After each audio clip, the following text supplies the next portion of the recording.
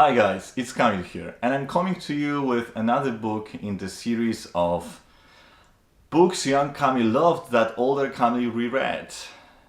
This title is bananas. Anyways, now the even more bananas intro, the obligatory one. Nothing's gonna change my love for you. You wanna know my now. But now on a serious note, as Disgrace is a book with very little humoristic elements. It's a multi-layered novel that can be discussed on various different levels, starting from race, then shift of power in post-apartheid Africa, animal rights and LGBTQ issues. I touch upon those in my review of Disgrace I recorded a few years back that I will link here. I believe it's a decent review if you turn a blind eye to terrible lighting and a bit self-indulgent, annoying version of younger me. I believe the lighting still is not that great, but at least I hope that I'm not that annoying. Today though, I'll talk about Disgrace, focusing on sexual harassment aspect of the book. The novel starts with a very telling sentence. For a man of his age, 52, divorced, he has, to his mind, solved the problem of sex rather well. Thanks to that opening, we know that sex and sexual drive will be one of the main topics of the novel.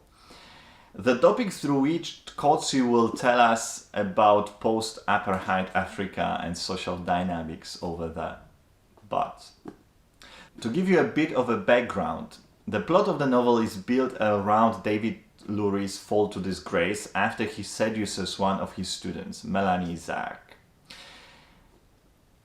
She is not interested in him, obviously, there is a huge age difference, but he uses his power as her professor to make her go to his place, and even though she repeats she has to leave, he lures her into having sex. She is passive in the face of his position and authority, and she is very passive through the whole experience. And even though she doesn't fight or scream, there is no room for justification, and we know that she is a victim here. There is no doubt about that.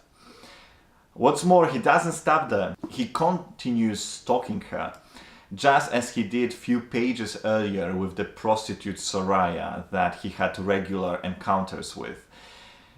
So he goes to Melanie's place, and even though she tells him verbally and non-verbally that he cannot stay there and he shouldn't be there, he once again pushes himself on her.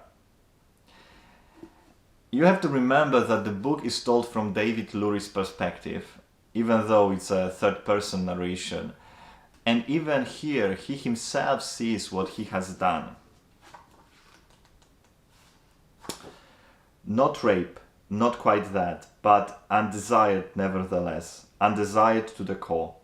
As though she had decided to go slack, die within herself for the duration, like a rabbit when the jaws of the fox close on its neck, so that everything done to her might be done as it were far away. Pauline will be back any minute, she says when it's over. Please, you must go. We know it's a rape. And readers should have no doubt that everything you read here in this book is watered down through Lurie's perspective. Eventually, Melanie presses charges against him and he is fired from the university. But, oh irony, not because of what he did, but because he doesn't want to repent. And he doesn't want to publicly apologize using the words that university would want him to use.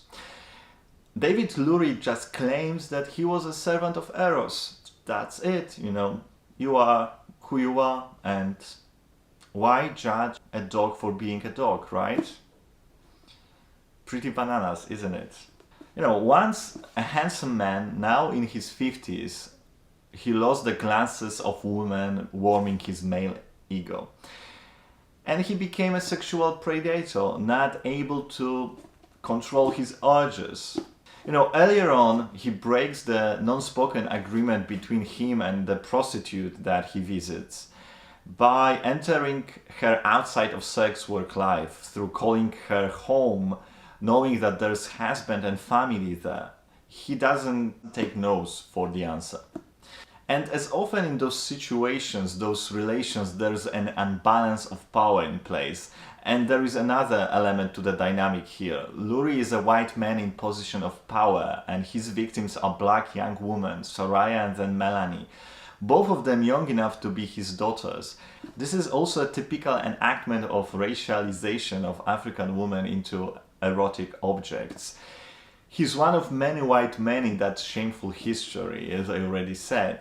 He retreats eventually to the farm of his lesbian self-sufficient daughter, trying to build her life in the country, populated mostly by Africans, surrounding herself to shifting power dynamics.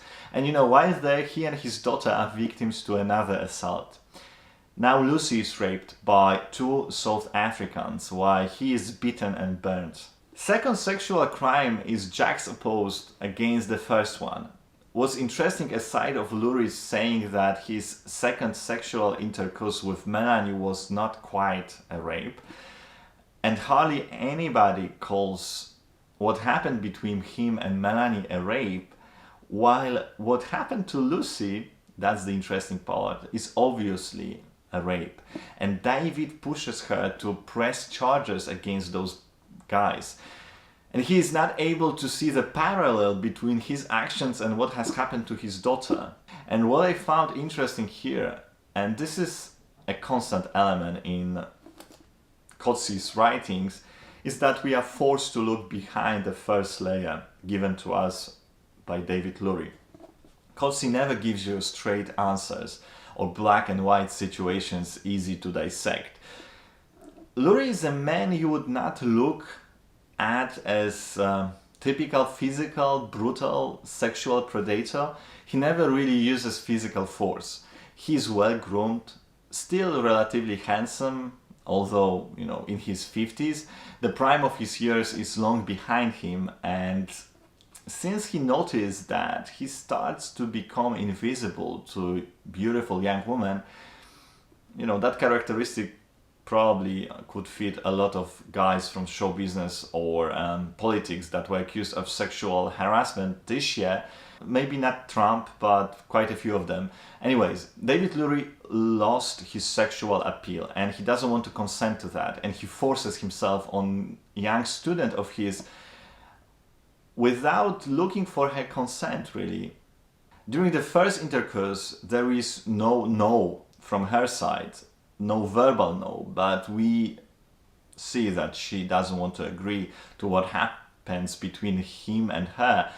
But when you are in the position of power, you should rather seek for yes, clear, loud yes, or even better, not to enter into sexual relations when you are in the position of power, because you never know if the second side doesn't consent because of you having power over that person that is your subordinate. He has a very old-fashioned mind. He doesn't seek for consent because of another reason. Because a woman's beauty does not belong to her. It is part of the bounty she brings into the world. She has a duty to share it. That's what he says to Melanie before their first intercourse. It's her duty, so he doesn't have to ask. But when his daughter is raped, he is enraged. He wants to teach those men a lesson. There is another parallel this year. Nobel Prize of Literature wasn't given in 2018 due to sexual scandals that surrounded the academia. It's interesting to read Disgrace, one of the books of Nobel Prize winner, having in mind Nobel scandal of Jean-Claude Arnault.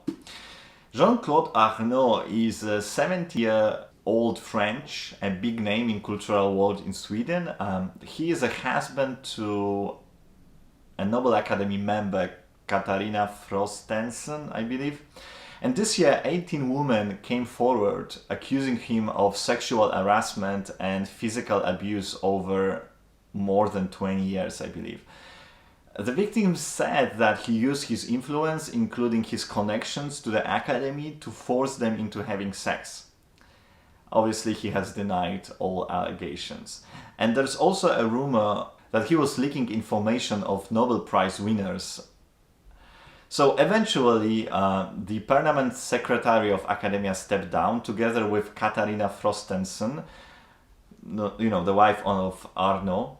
And now Nobel Academy is taking time off to clean up the mess, to come back with winner announcement next year. My neighbors. Irony to me lays in the fact that those two affected by him, Katarina Frostenson and the permanent secretary of the academy, are both women, and they are still being affected by this guy that they were connected with. Disgrace is a brilliant novel, not only from the perspective of its construction, but what I believe is a characteristic of a great novel. After years since it was written, it's being a base for various discussions, like nowadays being mentioned in the discussions of sexual harassment, discussions that we are this year constantly witnesses to. I've read a lot of articles about Disgrace being mentioned as, an example of Me Too movement dynamics. This is a book that was also quite openly criticized, and not by so small group of people that accused it of being racist due to the portrait of Lucy as sultans.